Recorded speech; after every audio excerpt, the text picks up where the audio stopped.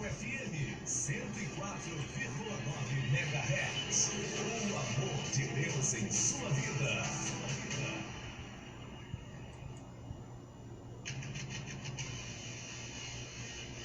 Esse programa é de inteira responsabilidade de seus idealizadores.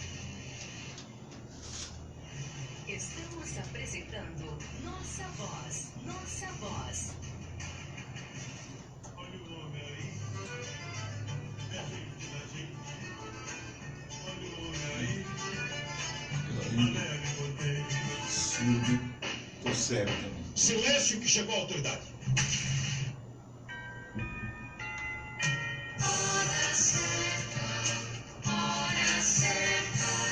É o seguinte, a hora certa é essa, 3 horas mais 1 minuto, 15 horas e 1 minuto, como queiram interpretar, e aqui estamos nós nessa quinta-feira, dia 22 de agosto de 2019, no estúdio da Betel, para mais um programa Nossa Voz, tratando das coisas de Paulo Afonso aqui na nossa região.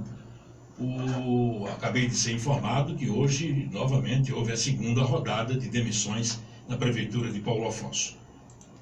Efetivamente, segundo se informa, pessoas ligadas aos vereadores Bero do Jardim Bahia e Marconi Daniel Melo Alencar.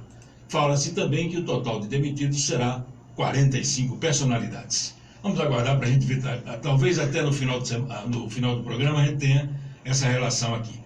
Bom, nós vamos destacar aqui algumas das principais informações que estamos trazendo no nosso site. Por exemplo, já que falei de vereadores, falar também do Cícero Bezerra de Andrade, o Cícero que instituiu aí, está ultimando os preparativos para apresentar um projeto de lei que trata do programa de creche para idosos.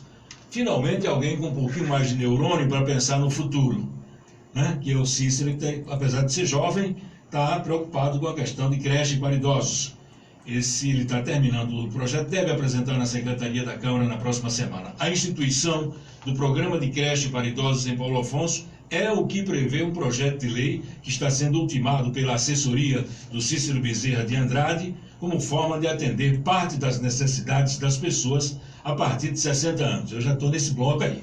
A proposta será apresentada na próxima semana, como já falei, e a iniciativa visa a implantação de estrutura para atendimento de pessoa idosa no horário compreendido entre 8 e 17 horas por uma equipe formada minimamente por pelo menos um médico e um nutricionista. Aí vai depender também do prefeito, além de outros profissionais da área de saúde, porque ele tem que sancionar a lei uma vez aprovada na Câmara. Bezerra observou que o projeto prevê atendimento de idosos oriundos de famílias de baixa renda que não têm com quem deixar essas pessoas que vivem com eles quando saem para os seus trabalhos. Visa ainda proporcionar ao idoso e seus familiares bem-estar social, qualidade de vida e melhor integração social. Feliz de quem tem família que pode tratar o seu idoso dentro da própria casa. E os que não têm?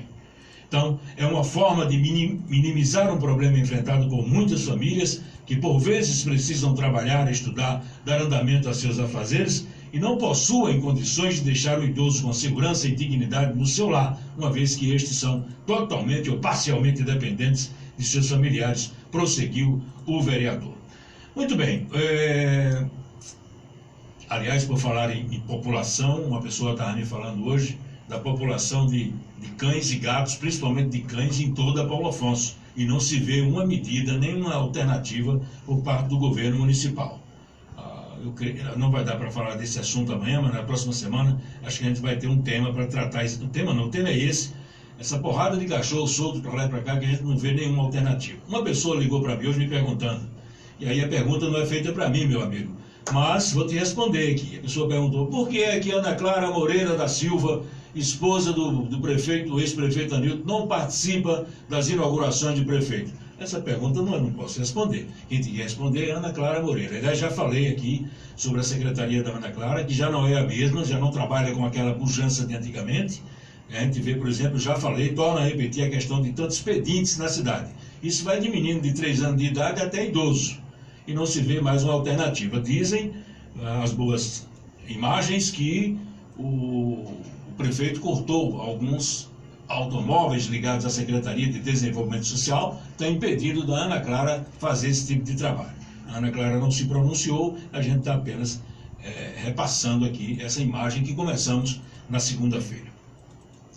Você baixou a música que eu lhe pedi, o nosso técnico de áudio aí é o nosso Anilton, coincidentemente Anilton, que não é Bastos Pereira, é Anilton Teixeira, está bem próximo também. Bom, deixa eu falar um pouco aqui de Raul Santos Seixas, bem rapidinho sobre ele. Ontem fizeram exatamente 30 anos da morte do chamado Maluco Beleza, nome maior do rock brasileiro, morreu no dia 21 de agosto de 1989. Nós, Júnior, estamos realmente ficando velhos, mas graças a Deus, morreu aos 44 anos de idade.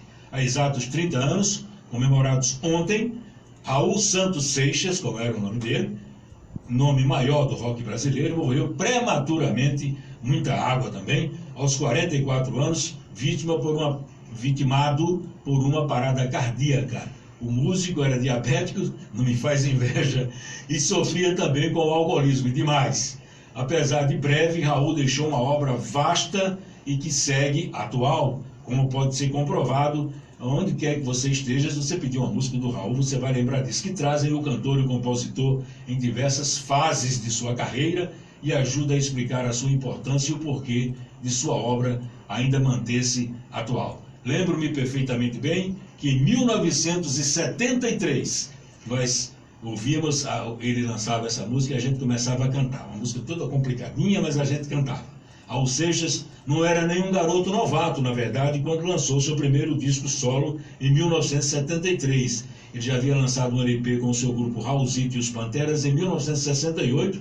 Não fez grande sucesso não, mas teve uma música boa, chamada Sessão das 10, isso em 1971.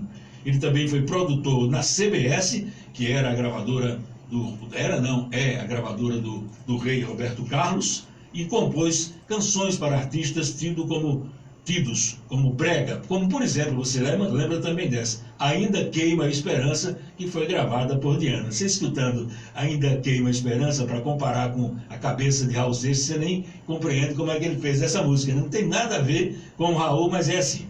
Ainda assim, era difícil imaginar que aquele ex-executivo de gravadora iria revolucionar a música brasileira e gravar um dos grandes discos da nossa música. Relembrei.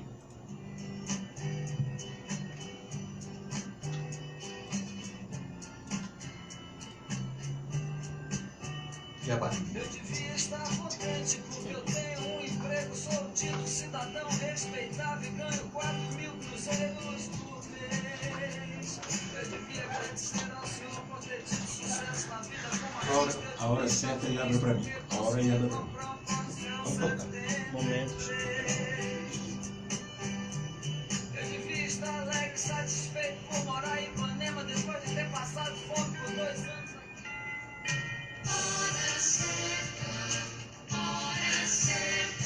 Muito bem, relembramos aí o Raul. Agora são 3 horas mais 9 minutos. O presidente da OAB Bahia defende a criação de TRF em Salvador e afirma que modificações nas subseções judiciárias é retrocesso. Estão querendo mexer com as subseções e Paulo Afonso está nesse contexto.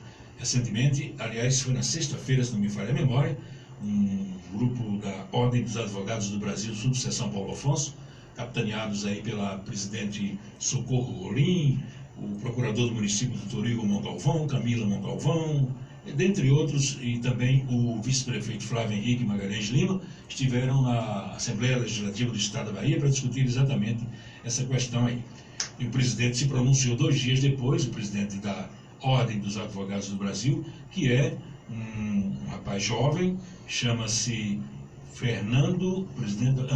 Fabrício Castro. Ele, inclusive, enviou um ofício ao presidente da Associação dos Juízes Federais do Brasil, Fernando Marcelo Mendes, manifestando o apoio da seccional à criação do novo Tribunal Regional Federal da 8ª Região. Castro, ele, o presidente, salientou que a criação certamente desafogará o Tribunal Regional da 1ª Região, tornando mais célere a tramitação e julgamento de processos e recursos. O Flávio Henrique, na entrevista que nos concedeu na segunda-feira aqui, nesse lugar aqui, lá do direito, ele disse que o mesmo grupo deverá ir a Brasília para definir isso. Essa solução só deverá sair entre 30 e 45 dias. Muito bem, são 3 horas mais 10 minutos agora. Nós publicamos hoje no nosso site algumas informações e a mais recente, exatamente para dar ciência da participação do médico veterinário, presidente da Peixe São Francisco e coordenador da Regional da Bahia Pesca, Antônio Almeida Júnior. Ele está aqui conosco para a gente falar um pouco sobre Paulo Afonso, as coisas de Paulo Afonso, especialmente sobre a Peixe São Francisco, a Bahia Pesca, enfim. Júnior, boa tarde, obrigado por estar aqui conosco, atendendo o nosso convite. Boa tarde, Bob, boa tarde, amigos da Rádio Betel FM, programa Nossa Voz. Prazer muito grande, Bob, estar aqui com você, né, e poder estar aí trazendo algumas atualizações com relação às nossas atividades aí dentro da cadeia produtiva, né, da piscicultura, né, aqui da nossa região. Muito bem, deixa eu fazer uma pergunta, eu vou lhe abraçar sem lhe apertar. Vamos lá. Se você fosse vereador e segunda-feira estivesse na sessão da Câmara para votar ou discutir aquele projeto dos 80 milhões, você teria votado favorável ou contra ou teria pedido vistas? Vamos lá, Bob, vamos começar do começo. Vamos. Primeiro, no meu modo de entender, o projeto ele tem algumas lacunas que precisariam ter sido apresentadas anteriormente. Por exemplo, né, fala-se de que serão alguns projetos que serão apresentados e que ainda serão submetidos à apreciação da Caixa Econômica Federal, que é o agente financiador. Ora, primeiro, no meu modo de entender, ter-se-ia que se apresentar esses projetos. Então, nós vamos fazer um projeto, por exemplo, de revitalização da prainha da Ayrton Senna. Tá. Então, já tem que ter pelo menos um pré-projeto ou pelo menos um orçamento prévio para se saber quanto é que é isso, né? Vai se fazer a construção de uma adutora que vai levar água para povoado X, Y, Z. Da mesma forma, esse projeto já teria que ter, no mínimo, um orçamento básico e essas coisas. Assim, o projeto, no meu entendimento, o primeiro erro dele é esse de não ter-se, né, a certeza de para onde é que vai esses recursos. Então, na minha opinião, né, como cidadão de Paulo Afonso, como cidadão do mundo também, né, existe um equívoco muito grande com relação a essa questão da não se colocar na pauta de votação para onde é que vão esses recursos. O que é que vai ser feito com esses 80 milhões de reais que foram aprovados aí pela Câmara de Vereadores. Esse é o primeiro ponto. O segundo ponto, né? Se a Prefeitura, agora recentemente, 2 dias depois da assinatura dessa autorização da Câmara, já licitou pelo menos algo próximo de 13 milhões em investimentos, por que é que ela está pegando dinheiro emprestado? Segunda falha, o projeto não explica o porquê que o município tem necessidade de se endividar. Até onde saibamos, e pelo menos era o que se dizia há pouco tempo, né, existem recursos orçamentados e existem dotações orçamentárias em suficiência para se tocar essas obras corriqueiras. Até aí, eu não entendi que dentro desses 80 milhões exista nenhum projeto estruturante, um projeto de geração de ocupação e renda permanente, que é a terceira falha. Ou seja, vai se investir para se fazer a construção de um calçamento? Tá, é uma obra que demora 60 dias. E depois? O calçamento fica pronto, as pessoas são demitidas. Não tem impacto, vai ter um impacto local muito rápido, mas você não tem um impacto de médio prazo. Se fosse, por exemplo, uma proposta para se fazer um investimento no turismo da ordem de 10 ou 15 ou 20 milhões, para se estruturar o turismo náutico, o turismo de aventura, o turismo contemplativo, reativar bondinho, fazer um programa estratégico, é uma coisa. Outra coisa é você fazer um endividamento do município para as obras corriqueiras, que já são feitas no dia a dia, que já são feitas por aí. E a quarta ponto, Bob, que eu queria colocar com relação a essa questão do projeto, é o tempo de apresentação dele. Este governo está aí há 2 anos e 7 meses, vai completar agora 2 anos e 8 meses, Isso. Daqui a mais 10 dias. Então, 8 dias. Essa não é a hora estratégica. A hora estratégica, no meu entendimento, como cidadão, como contribuinte, seria que esse plano, esse projeto fosse apresentado no primeiro dia de governo. E aí sim, uma proposta de investimento ousada, né? Um programa, não só um programa, mas programas de fortalecimento da economia regional, de desenvolvimento regional, e aí você tem alguns focos que podiam ser trabalhados, como por exemplo, já falei da questão do turismo, tem a questão da agricultura irrigada, que nós damos passos de tartaruga. Nos últimos 25 anos, implantou-se em Paulo Afonso apenas 500 hectares. de irrigação, enquanto Glória, nesses últimos 25 anos, tinha 1.600 hectares dos projetos de jusante, né, da barragem de Itaparica, e hoje já são mais de 6.000 hectares em Glória. Então, Paulo Afonso anda a passos de tartaruga. Quando a gente vê a pujança do turismo lá na região de Xingó, dentro do cânion do Monumento Natural do Rio São Francisco, a gente vê o bondinho de Paulo Afonso fechado. Então, eu não estou vendo, e aí é o quarto ponto, né, que eu quero colocar, nenhum programa estruturante, né, dentro dessa tempestividade. Ou seja, no apagar das luzes do governo, me parece que esses 4 pontos, né, são de relevância e, na minha opinião, eu votaria, né, contra o projeto, porque o projeto não tem densidade para tramitar. Ele sequer, né, pelo menos foi o que me foi mostrado por um dos vereadores, né, que pegou uma das cópias, o projeto são 2 folhas, uma lauda e meia, não tem sequer uma justificativa pela aplicação dos recursos. Eu, Antônio Almeida Júnior, votaria contra o projeto. Muito bem, são 3 horas mais 17 minutos. Nós estamos conversando aqui no estúdio com Almeida Júnior, como já falei no princípio, ele é o presidente da Peixe São Francisco, coordenador regional da Bahia Pesca e é médico veterinário também. Uma boa tarde aqui para Dorival Ferreira. Dorival trabalha na Câmara de Vereadores. Esse é o 4º programa que a gente está fazendo, e o 4º programa que ele manda uma boa tarde. Hoje, finalmente, eu consegui responder, Dorival, porque eu estou vendo aqui que você mandou um recado. Mas o Thales Vilar, que você deve saber quem é, sabe quem é? Ele faz uma pergunta sobre ele, no final aqui ele diz, se não der para perguntar, eu entendo, dá sim para perguntar sim.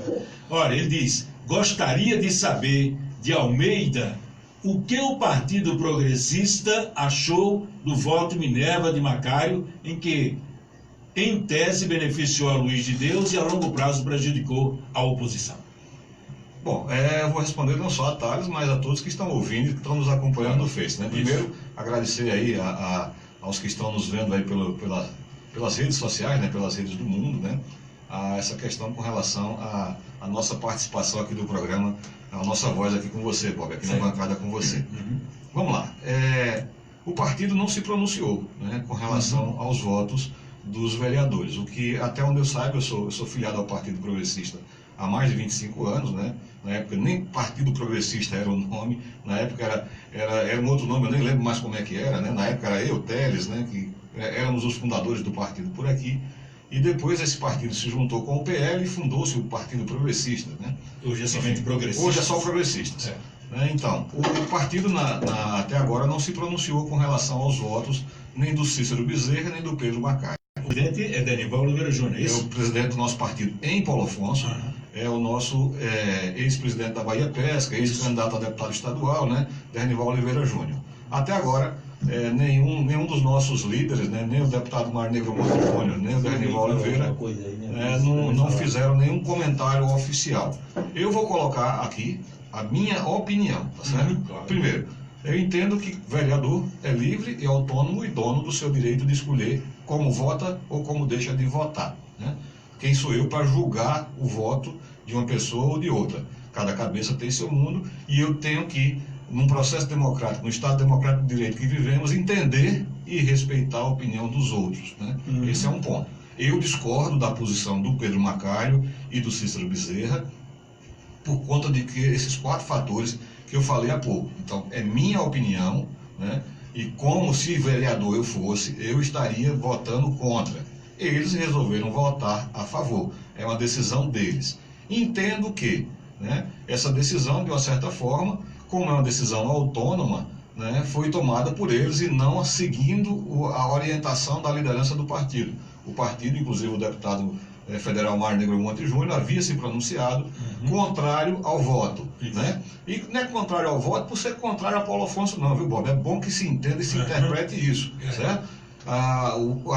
O voto contrário é por conta de que o projeto não tem o mínimo, né, de densidade para ser discutido, né? Então, era para ser arquivado de imediato, né? Na minha opinião, né, seria reprovado. Então, o voto do Macário e o voto do Cícero, né, que são os 2 votos que o Partido Progressista deu pela aprovação, né, dos 8, 2 votos foram do Partido Progressista, né, dos progressistas, teve um voto contrário, que foi o voto do Bero, do Jardim Aeroporto. Né? Então, esses votos, né, na minha opinião, não vão robustecer a candidatura de Luiz de Deus, até porque, no meu entendimento, né, eu entendo de que o processo dentro da Caixa Econômica Federal é um processo que não se resolve de um dia para o outro, Bob. Que é o que eu estou te falando da questão da temporalidade do projeto. Eu já trabalhei como consultor para algumas outras organizações e dentro da Caixa existe um rigor muito grande com relação à aprovação de projetos, né? Essas aprovações de projetos, elas têm uma tramitação, você tem que apresentar o pleito, isso é submetido à análise da equipe de engenharia, né? Depois que é submetido à engenharia, tem todo um processo pela liberação do recurso, enfim, não se resolve isso no estalar de dedos. Então, eu não acredito que a gente consiga ter esses recursos disponíveis, apesar de ter sido aprovado o projeto. Eu não acredito que eles estarão disponíveis para que essa administração os aplique. E espero, inclusive, né, até porque nós vamos ter aí já, entramos de novo no período eleitoral, e dentro do período eleitoral tem uma série de coisas que não podem ser feitas. Isso. Dentre elas, né, essa questão de se fazer alguns atos, né, enfim, que não são permitidos pela lei eleitoral. Então, discordo do voto dos meus parceiros, né? Mas respeito, tá certo? Claro. Porque eles são autônomos, livres para votar como eles querem. Existe a questão dentre as deliberações que o vereador tem aquela questão do direito de voz, né? Do seu direito de voto, né? Que é livre e soberano, né? Então eu tenho que respeitar, mas discordo, tá certo? Dentro do processo democrático, né? Como vivemos um Estado democrático de direito, minha opinião é que o partido até agora não se pronunciou, mas eu, como cidadão, como membro do Partido Progressista, estou colocando aqui a minha opinião. Mas não falo em nome do partido. Quem fala em nome do partido é Dernival Oliveira Júnior, que é o presidente do partido em Paulo Afonso, e o deputado federal Mário Negro Monte Júnior, que é o nosso deputado federal, que é a nossa liderança aqui na região. Coloquei apenas o meu ponto de vista. Não sei se atendi ao que o Thales queria, né? Mas creio, né, que em algum momento o partido deverá dar algum pronunciamento, né? Também não sei se vai ser tão urgente, tão necessário, mas eu creio, né, que deve-se respeitar a opinião dos vereadores e o voto livre que eles tiveram. O Macário foi colocado para votar porque houve um empate, né? Ele como presidente. Eu lembro, Bob. Bronca, você vai falar de Dinho, né? Pois é. Ia falar de um outro voto de Minerva, de um outro amigo, né? Que também teve que fazer. Também. Hoje é do PP, mas à época ele era, acho que era PFL o partido na época, né? Os partidos mudam tanto de nome, Bob, no Brasil, né? Que às vezes a gente até esquece as siglas. Então o nosso Edson Oliveira Maciel, né? O nosso bondinho, né? Edson Oliveira Santos. Não, Maciel. Maciel tirou o Santos, tirou o Santos. Edson Oliveira Maciel, né? Então o nosso Dinho, lá, uns 30 anos atrás, teve que dar um voto de Minerva, né? Que foi na época pela aprovação da taxa de iluminação pública. E depois ele pagou um preço muito caro por isso. Né? Então, cada um vota como quer e depois paga o preço. Os vereadores que votaram contrariamente ao posicionamento do deputado federal Mário Negro Monte Júnior correm risco de serem notificados pela direção do partido? Olha, Bob, eu não sei. Né? Aí vai depender do entendimento, né, do diretório municipal, do diretório estadual, se houve alguma quebra de algum compromisso, alguma coisa assim. Aí é uma questão que eu, infelizmente, não sei te responder. Né? Se eles serão ou não serão punidos, se vai ter alguma advertência. Eu creio que não, Bob. Eu volto a dizer o que eu falei na minha fala há pouco aqui. Eu creio que o voto vai ser entendido como sendo um voto livre e soberano de cada um. Agora, é aquela questão. Quando você vota sim, quando você vota não, quando você decide uma coisa ou outra, você planta, você colhe. Então, os resultados vão vir disso aí, ninguém sabe quando, né? Então, aí. Vamos aguardar o andar da carruagem, né? E o tempo passar para ver o que vai acontecer. Se esse voto vai refletir positivamente ou negativamente na performance daqueles que votaram sim e na performance daqueles que votaram não. Tá. Vamos deixar esse caso aí resolver e nós vamos tratar da Peixe São Francisco. Primeiro, Júnior, vamos tratar da questão das baronesas. Como é que ficou aquela história de se comprar máquina para tentar resolver esse problema? Como é que ficou aquilo? Porque ninguém fala mais nisso. Eita, Bob, as velhas baronesas, né? É um grande problema que nós temos no nosso Rio São Francisco. E é importante que os ouvintes, né? E também o pessoal que está aí nas redes sociais compreendam, né? O problema das baronesas, né, não é um problema causado por Glória, não é um problema causado por Paulo Afonso, não é um problema causado pela piscicultura, não é um problema causado, né, por conta da Chesf, mas é um problema que todos nós também temos responsabilidades, né? A ação antrópica, ou seja, a ação do homem sobre o meio ambiente, fez com que nós tivéssemos um desequilíbrio. E aí, Bob, qual é o grande detalhe da história? Se você pegar, por exemplo, o rio Pajeú, né, que está lá... Vai despejar no São Francisco. Que vai despejar no São Francisco. Gonzaga. E você se afasta dele ao longo do leito seco dele. Pelo menos por 70, 80 quilômetros, passando inclusive por floresta, por dentro do Riacho do Navio, você só encontra baronesas. A mesma coisa, o mesmo efeito se repete aqui com o rio Mochotó, até Ibimirim, só o que tem dentro dele no leito seco são baronesas. Por quê? Porque nós, seres humanos, somos os únicos que jogamos esgoto na nossa casa. E aí, todas as cidades daqui próximas, dentro do estado de Pernambuco, jogam seus esgotos sem tratamento algum dentro dos rios secos. Esses rios secos passam a ser berçários, né, das baronesas, elas se multiplicam, quando vem a chuva, o rio volta a correr, né, que são rios temporários, desprende essas baronesas, elas vêm para onde? Para dentro do Rio São Francisco e vem fazer raiva a gente aqui em Glória, na piscicultura, e aqui em Paulo Afonso atrapalhando o turismo. Bom, estamos já num processo que já vai mais de 2 anos que a gente vem brigando, né, para tentar encontrar as soluções, que nós já sabemos quais são, né? Tem que se fazer o saneamento básico dessas cidades e tem que se retirar esse excesso de macrófita que está aí dentro do rio, atrapalhando a vida de todo mundo, né? Como é que a gente vai fazer isso, né? A solução é a aquisição de hidrotratores. Para isso precisa ter recurso.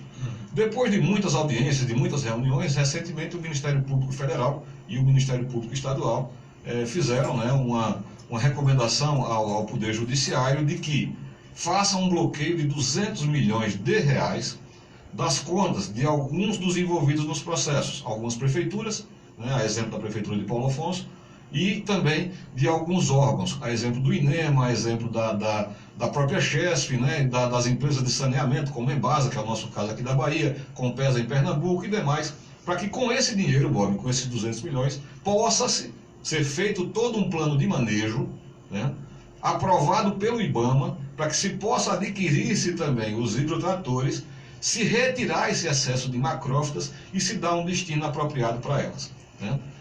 No nosso entendimento, a retirada das macrófitas por si só tem que ser feita, inclusive, de forma ordeira e organizada, porque ela leva junto consigo uma microfauna e uma microflora que vai também ser removida. Na hora que você retira, também alguns animais da fauna também vão juntos. E essas macrófitas, né, devem ter um tratamento adequado para que elas não sejam um problema.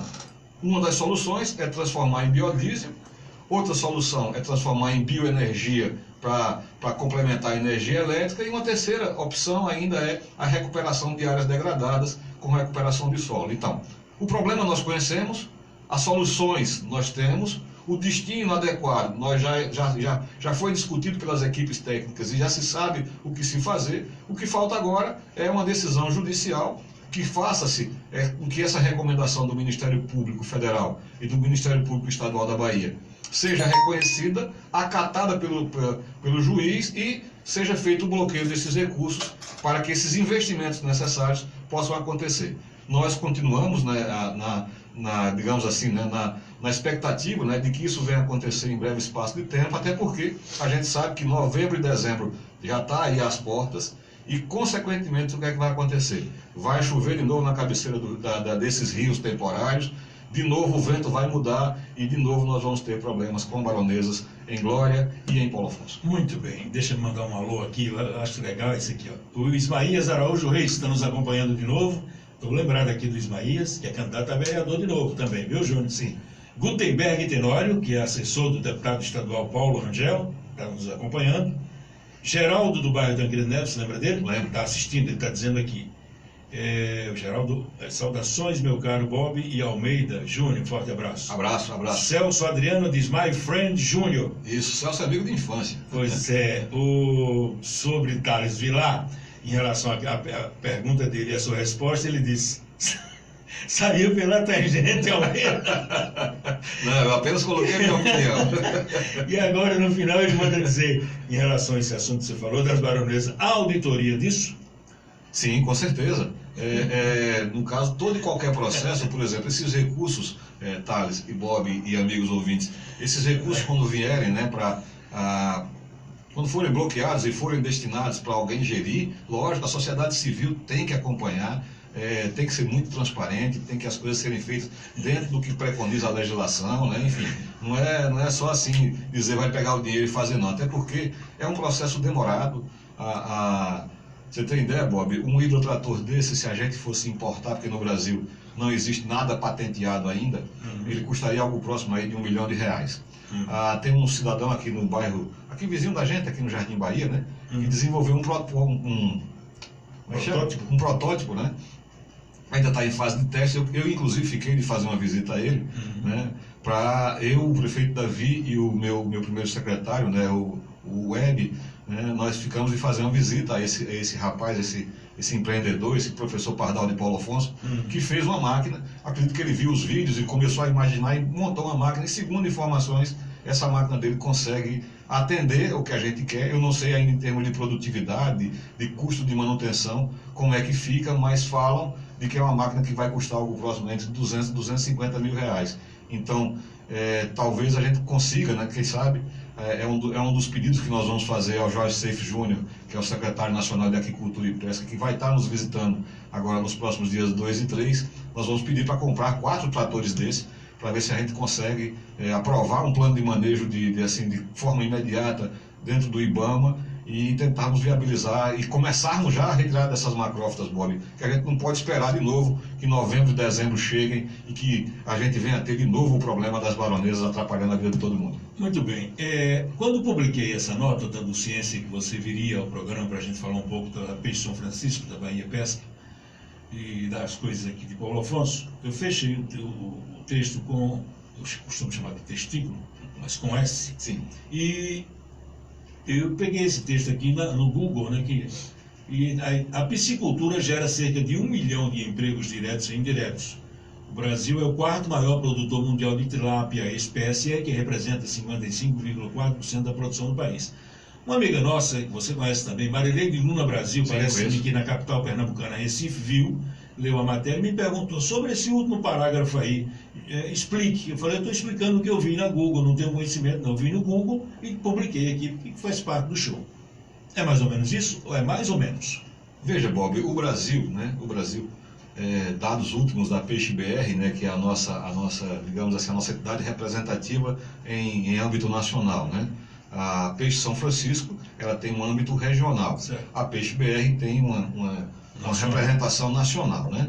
O Francisco Medeiros, inclusive, esteve conosco aqui o ano passado e vai estar voltando agora na Semana de Engenharia de Pesca. Ele vem fazer vai trazer o panorama mais atual, né, das informações da Peixe BR. A Peixe BR diz que nós produzimos algo próximo, peixe de cultivo, tá? Algo próximo de 700, passamos da casa das 700 mil toneladas de peixe produzido por ano. Não é peixe pescado, é peixe produzido em cativeiro, né? Aquicultura, estamos falando de aquicultura. 700 mil toneladas, isso no Brasil inteiro, certo? Empregando, em média, 1 milhão de pessoas. Esse número que você colocou aí é um número verdadeiro, né? E que gera, né, esse negócio, né, esses 700 mil toneladas, gera uma fortuna de recursos, tá? Vou trazer para a nossa realidade local, né? Nós somos, mais ou menos aqui na nossa região, desde Sobradinho, né, até o Lago de Xingó. Eu tenho Sobradinho, depois tenho Itaparica, depois tenho Mochotó, o Complexo Paulo Afonso, o Lago Delmiro Gouveia, que é o lago, antigamente chamado Lago do Belvedere, né? Aquele lago é chamado Delmiro Gouveia, e o Lago de Xingó. Nesse âmbito aí, mais ou menos uns 700 km de extensão, Bob, nós somos cerca de 480 aquicultores. Em sua grande maioria, 93% deles pequenos, né? A gente considera pequeno aquele que tem até 50 tanques, né? Tem gente que tem um tanque só, tem gente que tem 2, tem gente que tem 10, tem gente que tem 50, mas também tem gente que produz, né? Como a Netuno, que é a maior produtora daqui da nossa região, que produz hoje algo próximo aí de 4 mil toneladas de tilápia ano, né? 4, 5 mil toneladas de tilápia ano eles produzem, né? Então, aqui na nossa região, né, nós produzimos agora no último ano safra 43 mil toneladas de tilápia, né? Contando essa região toda, como eu estou te falando, certo? São números do IBGE. E geramos aí, em negócios, algo próximo de R$500 milhão, né, em negócios. Empregamos aqui na nossa região, próximo de 5 mil pessoas diretas e indiretamente. É o maior agronegócio que temos. Detalhe, atividade de baixo impacto ambiental, né? Nós hoje ocupamos apenas 1/3 do que nós poderíamos ocupar em área de produção, né? Existe uma resolução que diz que a gente pode ocupar até 1% da lâmina d'água, a gente só ocupa 0,3%. Por quê? Ainda porque ainda faltam investimentos, Bob. A burocracia ainda é muito grande para você legalizar uma piscicultura. Ainda existem alguns entraves com relação à legislação que nos impedem de crescer, né? Nós estamos, inclusive, com uma pauta, né, para entregarmos, né, com relação ao que a gente considera como desburocratização e desoneração da atividade da piscicultura, né? E, só para você ter ideia, se a gente conseguir essa desoneração, né, e essa desburocratização do setor, nós vamos poder chegarmos a 250 mil toneladas de tilápia nessa área compreendida entre esses reservatórios que eu te falei. Significa dizer, Bob, que nós vamos estar empregando próximo de 30 mil pessoas. Significa dizer que nós vamos estar gerando aí negócios na ordem, né, quase próximo aí de 4 bilhões de reais. É muito dinheiro. Só para você ter ideia, em termos de frigorífico, hoje a gente só tem a Netuno aqui, nós teríamos que ter pelo menos 20 estruturas daquela para dar conta dessa produção. E isso não é sonho não, viu, Bob? Isso pode se tornar realidade em 10 anos, desde que exista, né, alguns fatores que podem nos ajudar, como, por exemplo, né, a desoneração do setor. Hoje, a equipe da Bahia Pesca, junto com a Secretaria de Agricultura do Estado, né, eu inclusive tive o prazer de participar desse processo, junto com o colega André Teixeira, que é aqui do vizinho município de Glória, o maior produtor individual de tilápia da região, junto com o Web, junto com o Ricardo da Fonte. Nós estivemos há 15 dias em Salvador, com o nosso secretário de Agricultura do Estado, com o presidente da Bahia Pesca, apresentando a nossa pauta. E hoje está sendo apresentado na Secretaria de Fazenda do Estado uma pauta pedindo a desoneração com relação à questão do ICMS sobre a aquisição de ração e dos outros insumos da cadeia produtiva, bem como com relação à tributação do pescado que a gente produz aqui na região. Então, nós estamos nessa grande batalha e acreditamos, né, de que a gente pode sim estar conseguindo fazer com que esses números sejam números importantes para a economia. Então, respondendo à doutora Marileide Luna Brasil, grande amiga, a quem eu mando um forte abraço, tanto para ela como para a Carlinha, que é a filha dela, que é amiga particular, né? Nós geramos realmente 1 milhão de empregos no Brasil, mas a cadeia como um todo, tá certo? Na nossa realidade aqui de Paulo Afonso e na nossa micro-região, algo próximo como 5 mil empregos. Esses empregos, Bob, vão desde o cara que está lá raçoando, alimentando os animais, até quem está carregando o caminhão de ração na indústria, o que está fazendo a tela, o tanque, enfim, né? São várias fases da produção e juntando esse povo todo, a gente dá esses números que a gente está apresentando aí para você. Bom, o Brasil é o 4º maior produtor mundial de tilápia e Glória continua, apesar dos pesares, sendo o maior produtor do Brasil? Ainda não, Bob. Veja, Glória, nós tivemos, né, no ano que a gente chama de ano safra 2015-2016, Glória bateu o recorde, né? Glória produziu 16,8 mil toneladas de tilápia e foi considerada o maior produtor de tilápia individualmente do Brasil. Hoje nós não estamos mais com essa posição de primeiro lugar, por alguns motivos. Primeiro motivo, baronesa. Né? Infelizmente nós tivemos o fechamento de algumas unidades, né, de piscicultura. Alguns chegaram a perder 100% de sua produção, infelizmente, né? Alguns colegas, a gente se sensibiliza muito por isso. Eu não tive perdas, mas a minha piscicultura está fechada, porque no local onde eu tenho o direito de usar a água, Bob, a gente não vê a água faz 3 anos, então só tem baronesa, então não dava para criar lá na minha propriedade, lá na Quixaba, né? Mas assim, os nossos números caíram, né, significativamente. Alguns colegas do lado baiano migraram para o lado pernambucano, porque lá não tem esse problema ainda, como também Pernambuco tem algumas vantagens fiscais em relação à Bahia, né? Então, hoje, Glória, fechamos agora a safra 2018-2019 com 9,3 mil toneladas de tilápia, né? Então, nós não somos mais o maior, mas ainda somos os maiores em tanque-rede, porque a gente perde para o Paraná, mas o Paraná cria em tanques escavados, né?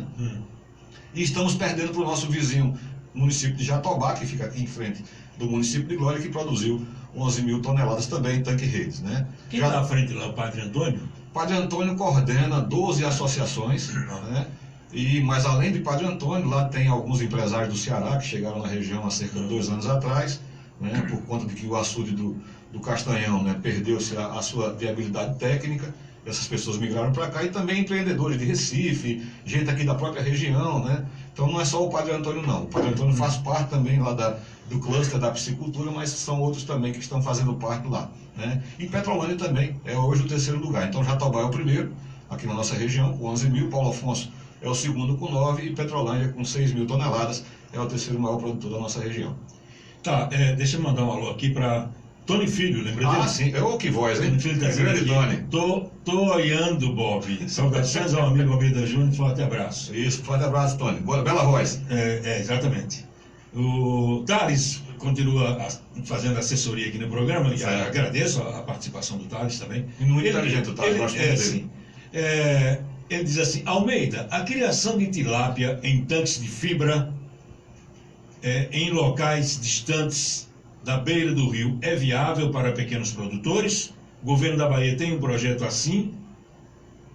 Se consolida isso? É possível? Vamos lá. Veja bem, Thales, a tecnologia, ela existe e ela se adapta ao que a gente tem, certo? Por que é que eu estou te dizendo isso? Que se adapta ao que a gente tem. Por exemplo, se eu estou às margens de um manancial como o Rio São Francisco, que tem água de excelente qualidade, a melhor tecnologia é a tecnologia de criação em tanques redes. Entretanto, se eu estou lá na zona rural, vou citar um povoado, tá certo? Eu estou lá no Nambebé, certo? E lá tem possibilidade de se perfurar um poço artesiano, mas a água vai ser salobra. Eu posso aproveitar essa água? Posso. Eu posso criar em tanques escavados, desde que revestidos com manta plástica, a exemplo de um projeto piloto que temos aqui no município de Santa Brígida, né? Nós temos um piloto aqui, esqueci o nome do povoado, mas tem um piloto lá, que a Bahia Pesca, o governo do estado e o governo federal implantaram, já tem mais ou menos, acho que uns 6 anos. Eu posso criar em tanques de PVC, como ele colocou, ou de manta asfáltica, ou de qualquer que seja o produto, né? A Embrapa desenvolveu um produtozinho que eles chamam de sisteminha Embrapa, então eles usam fibras naturais para poder fazer essa contenção da água, enfim. Existem tecnologias adaptadas às mais diversas realidades. Então, o governo da Bahia, inclusive, né, tem um programa, né, que é um programa que a gente está implantando. Infelizmente a gente não tem tanta dotação orçamentária assim, mas a gente já tem a tecnologia já apropriada, inclusive, né, com águas de recirculação, ou seja, a mesma água que eu usei para criar aquele peixe, ela é filtrada e é devolvida de novo para o mesmo local, para que a gente não tenha desperdício de água. A gente chama de circuito fechado de recirculação. A nossa parceira, né, da academia, que é a UNEB, tem inclusive essa tecnologia exposta aqui do CDTA. Né? Quem quiser conhecer pode dar um pulinho lá e ver lá com os nossos professores da UNEB, né, a tecnologia que eles também têm, porque é uma tecnologia que já está colocada. Então, respondendo diretamente ao Thales, né, existem tecnologias as mais diversas, e a gente pode sim produzir tilápia em tanques. Daí tem que ver toda a questão de aeração, tem que ver todos os detalhes técnicos, mas que é possível, E com detalhe, né? Tem um outro produto que a gente está trabalhando também, já está começando nós da Peixe São Francisco estamos já tentando viabilizá-lo para a nossa região, é o aproveitamento para a criação de camarão, né? O camarão marinho, né? O vanamei, ou então o camarão gigante da Malásia. Aqui, inclusive, no município de Glória, tem um amigo, o Aleixo, né, que está produzindo camarão gigante da Malásia. Você tem ideia, Bob? Ele me deu de cortesia 1 quilo para que eu degustasse com minha esposa. 1 quilo de camarão gigante da Malásia. Infelizmente só são 18 espécimes. Eles pesam em média em torno de 60 gramas cada camarão. Aí, imagina o tamanho, né? Assim, mas uma delícia, né? Então, assim, existe um potencial muito grande para a produção de proteína animal de alta qualidade aqui na nossa região. Temos tecnologia, temos ciência, tem academia aí, tem gente querendo trabalhar, vamos embora. Muito bem. Júnior, recentemente se comentou da possibilidade ou viabilidade do fechamento da Bahia Pesca.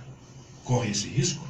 Veja, na realidade não é que corra esse risco, né? O governador Rui Costa, ao final do exercício do ano passado, encaminhou à Assembleia Legislativa, né, um projeto de reestruturação dos órgãos de governo, onde a Bahia Pesca foi sugerido pela sua extinção, né?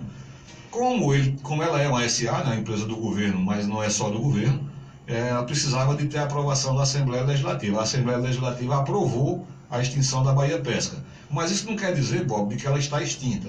Muito pelo contrário, né? O governador fez uma reunião com os seus pares e, atendendo aos anseios do setor, entendeu, né, de que a Bahia Pesca é uma empresa importante para a economia baiana, que nós temos muito a contribuir, e o governador resolveu dar mais uma chance à Bahia Pesca para que ela demonstre através dos seus trabalhos, né, inclusive, segundo o nosso presidente Marcelo, diz que existe a possibilidade real de que investimentos novos sejam feitos na Bahia Pesca para que a gente possa realmente dar os resultados que o governador e que a sociedade baiana esperam que aconteçam em breve espaço de tempo. Eu não acredito, Bob, no fechamento da organização, até porque a organização tem quadros valiosos, né, pesquisadores, extensionistas, né, gestores, enfim, que pode sim dar uma reviravolta e a gente pode consolidar efetivamente a atividade da aquicultura no estado da Bahia, e aí entendendo que a gente vai ter nas águas interiores muita questão da criação da tilápia, né? São 17 grandes barragens na Bahia, além do nosso Rio São Francisco, mas nós também temos 1.100 quilômetros de litoral que pode ser trabalhada a questão da ostreicultura, a questão do camarão, enfim. E pelo que eu tenho acompanhado das políticas públicas da Secretaria de Agricultura, né, da nossa SEAGRE e também da Bahia Pesca, parece-me que a gente vai estar trilhando por esses dois grandes caminhos. Camarão no litoral e ostra, né, e tilápia nas águas interiores. E vamos fazer para contribuirmos com o PIB da Bahia, né? A expectativa é que dentro de 3 anos a aquicultura, né, represente dentro do nosso produto interno bruto pelo menos algo próximo aí de 3%. O que a Bahia Pesca fez e planeja fazer até o final do ano aqui na região? Bom, vamos lá. Primeira coisa, né, nós temos 2 grandes linhas de atuação, Bob. Nós temos um programa de assistência técnica, onde trabalhamos com 900 famílias de pescadores e pescadoras artesanais. Inclusive aqui no município de Paulo Afonso tem pescadores e pescadoras aqui nessa região aqui da Prainha, na região do Centenário, na região da Barroca, algumas pessoas aqui do BTN que fazem parte desse trabalho, onde a gente faz um trabalho de acompanhamento e assistência técnica. Ao mesmo tempo, esse trabalho também se estende para os demais municípios aqui do nosso território de Itaparica, né? O único município que a gente não atende é o município de Macururé, porque não é banhado pelo Rio São Francisco, consequentemente não tem pescadores. Mas temos um trabalho muito forte junto à colônia de pescadores de Glória, né? Temos um trabalho também muito forte junto às associações de piscicultores, né, e de pescadores artesanais lá do município de Rodelas, da colônia de Barra de Tarraxil, né, que representa o município de Xorroxó, e também lá com os nossos amigos lá de Abaré, onde fazemos um trabalho lá na aldeia Tumbalalá, né, com indígenas que são pescadores, e também na sede de Abaré, com 3 associações que lá flutuam, né, que produzem, e a gente tem um trabalho junto com eles. Esse é o primeiro braço operacional. O segundo é o trabalho que a gente faz junto aos piscicultores. E aí eu vou ter 2 novidades para te contar, né? A primeira delas, né, nós estamos aí fechando uma parceria com a UNEB, com o Banco do Nordeste, né, e a Peixe São Francisco, e Bahia Pesca, para que a gente possa, Bob, estarmos inserindo os engenheiros de pesca recém-formados em associações, né, para que eles possam tomar crédito e possam se tornarem empreendedores dos seus próprios negócios, né? A ideia é que eles, em conjunto, né, possam estar adquirindo tanques-redes, adquirindo ração, a tecnologia, o know-how e a mão de obra, esses engenheiros de pesca recém-egressos já têm, e a ideia a Prefeitura de Paulo Afonso tem sido parceira, a ideia é que a gente faça a revitalização de algumas associações que existiam no passado, lá na região do Quênia, do Rio São Francisco, né, e a gente possa estar recolocando de novo essas associações em funcionamento, com essa mão de obra qualificada, que são esses alunos que estão saindo aí egressos da nossa UNEB, né. Então é um trabalho que, inclusive, vai ser apresentado, a proposta de trabalho vai ser apresentada agora dentro da Semana de Engenharia de Pesca, né? Nós vamos estar numa mesa redonda junto com o Francisco Medeiros, que é o presidente da Peixe BR, que é um dos nossos patrocinadores desse programa, certo? Esse programa está sendo desenvolvido aqui pela gerência de Paulo Afonso e vai ser apresentado pela primeira vez ao público lá nesse encontro da Semana de Engenharia de Pesca, né? Contamos com a parceria institucional da UNEB Campus 8, né, e também do Banco do Nordeste, que vai ser muito certamente o nosso agente financiador. E a Prefeitura de Paulo Afonso tem nos apoiado nesse trabalho, né, de forma a agilizar a regularização dessas atividades, dessas associações. Esperamos, se tudo correr dentro do que está sendo planejado, que até o final deste ano de 2019 já tenhamos a primeira associação em fase de implantação, ou seja, já com os alunos, né, os egressos, né, os recém-formados engenheiros de pesca, já assumindo a gestão e já tocando o negócio, né. A parte de empreendedorismo, nós vamos estar trabalhando muito fortemente dentro de uma parceria com o Sebrae da Bahia, né, e também nós estamos desenvolvendo um produto dentro da própria Bahia Pesca, que é um softwarezinho, né, que faz parte inclusive do meu projeto de mestrado, para que a gente possa estar implantando isso com esses alunos. Então, essa é uma novidade, né, que a gente vai estar aí e que a gente vai estar muito fortemente incentivando. Além do trabalho que a gente já faz de representar institucionalmente e dar apoio a todos os piscicultores da região, que é o outro braço operacional da nossa Bahia Pesca.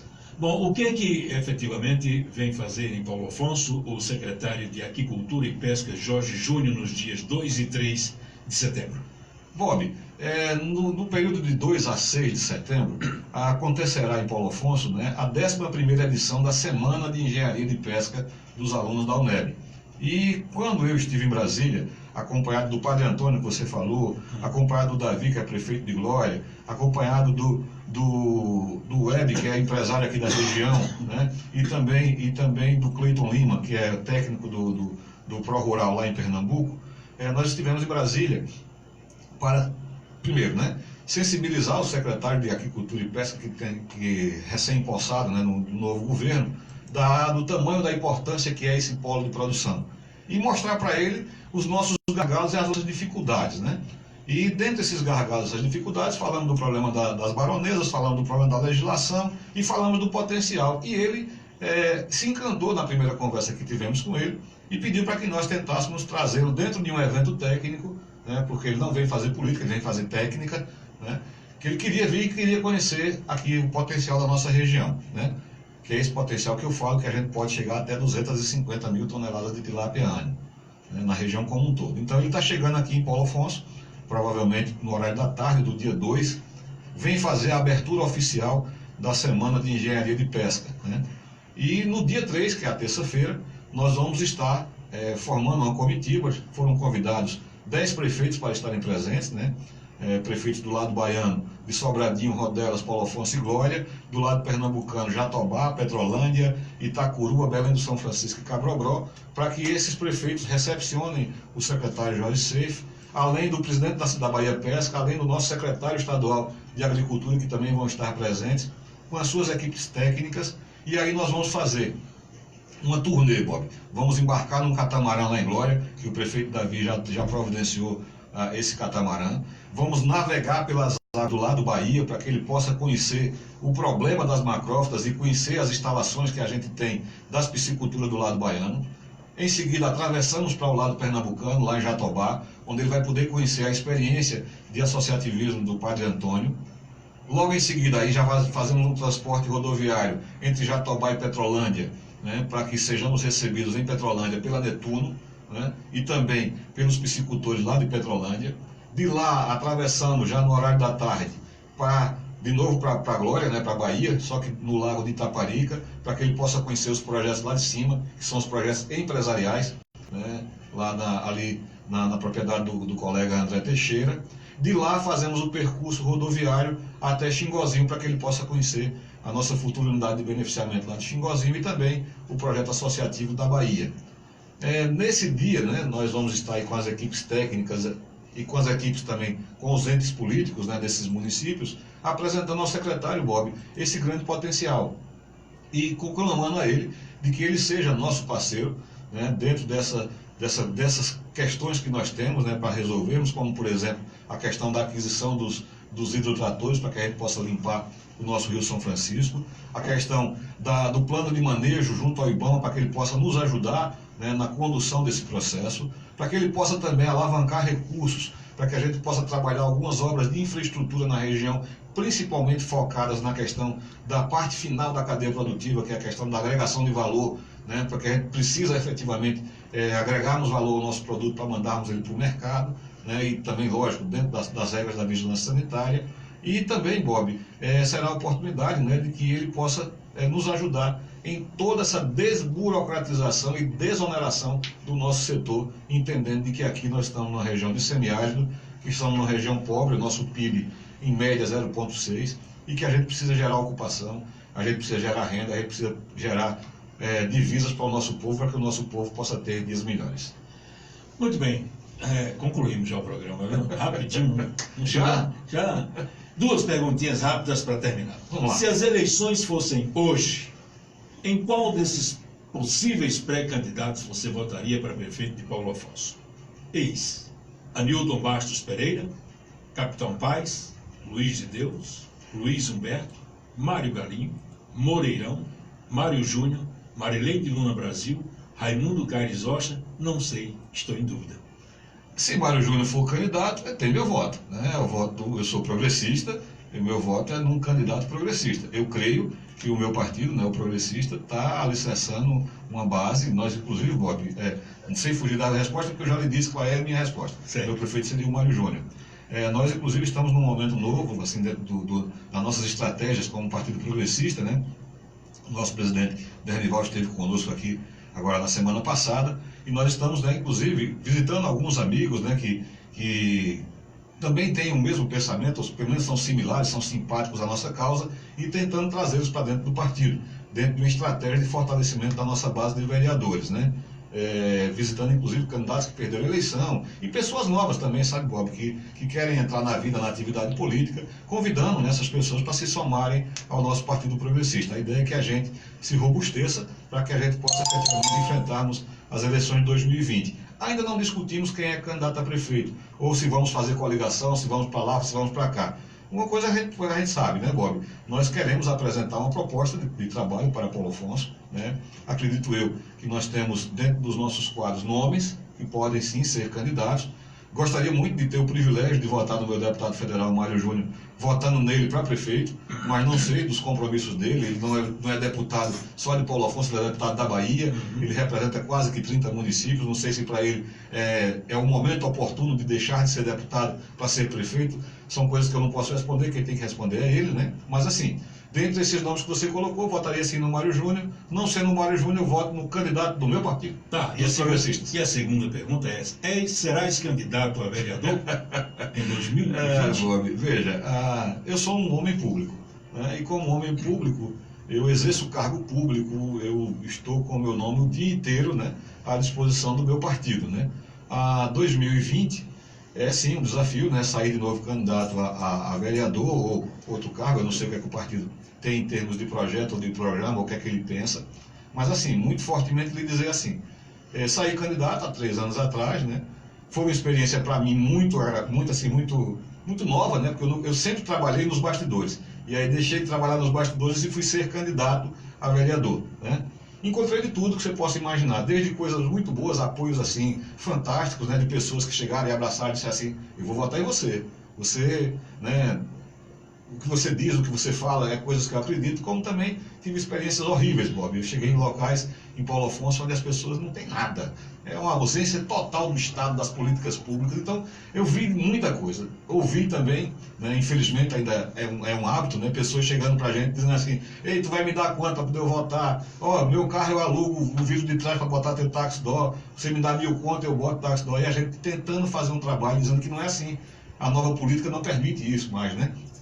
Isso que foi feito no passado, de comprar voto, da cesta básica, isso é a política do arcaico, uma política ultrapassada, mesquinha.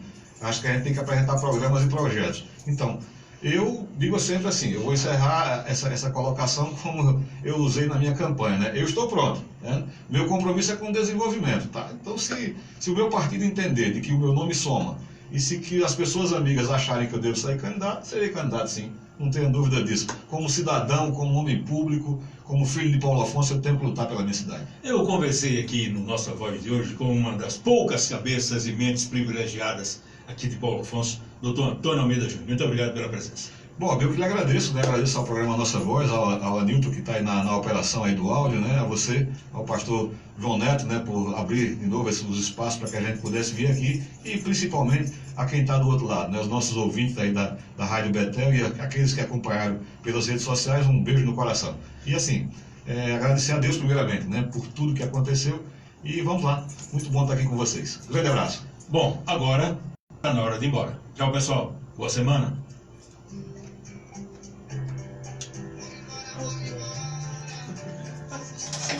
Quando eu morrer, vão lembrar de Vamos mim. lembrar de você. Não, tem algumas que são máximas suas, né? Silêncio que chegou à autoridade. Deixa eu tirar uma foto pra. Vai. Eu tinha um celular desse, um Lenovo. Tá Pronto. bom? Tem que ficar. Tem que ficar. Dois homens bonitos não pode ficar feio. Tá bom. Tá transmitindo ainda? Tá, acho que concluiu. Agora